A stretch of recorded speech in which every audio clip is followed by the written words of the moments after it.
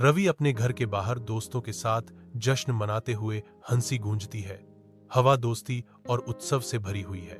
रवि की हंसी तेज होने पर उत्सव और भी गहरा हो जाता है, लेकिन एक सूक्ष्म बदलाव एक गहरे मोड़ का संकेत देता है।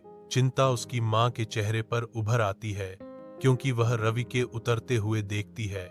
उसका भाव चिंता और निराशा का मिश्रण है। रवि बेटा, बस करो, तुम ज्यादा पी रहे हो, वह विनती करती है, उसकी आवाज कोमल चिंता से भरी हुई। रवि का खुशमिजाज स्वभाव सख्त हो जाता है, क्योंकि वह अपनी चिंताओं को तीखी फटकार के साथ खारिज कर देता है। चुप रहो मां, मुझे पता है मैं क्या कर रहा हूं। रवि अपने अस्त व्यस्त कमरे में बैठा है, दुख और शराब में खोया हुआ। कमरा उसकी आंतरिक अशांति को दर्शाता है, अव्यवस्था और उपेक्षा। उसका मन अपनी मां की ओर लौट जाता है। पछतावे की एक दर्दनाक लहर उस पर छा जाती है। वह गिलास को कसकर पकड़ता है। उसके कार्यों का भार उसे कुचल रहा है। पश्चाताप उसे खा जाता है। एक मूक चीख उसके गले में फंसी हुई है।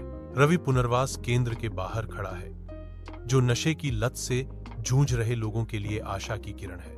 वह बोलना शुरू करता है। उसकी आवाज नई ताकत और उद्देश्य के साथ गूंजती है, प्रेरित करने के लिए तैयार। हर शब्द उनकी यात्रा का प्रमाण है, एक प्रकाश स्तंभ जो दूसरों को तूफान से दूर ले जाता है। उसकी कहानी सामने आती है, संघर्ष और जीत का एक कच्चा और ईमानदार चित्रण, निराशा में डूब रहे लोगों के लिए एक जीवन रेखा।